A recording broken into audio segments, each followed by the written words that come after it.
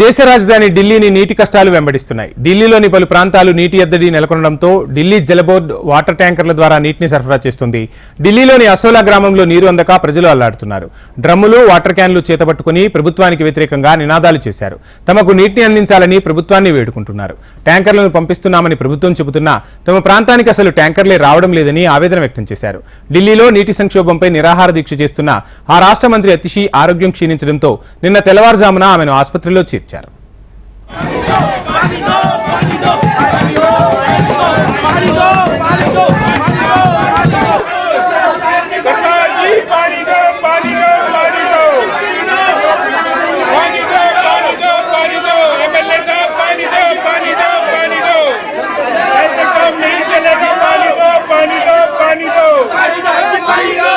पानी दो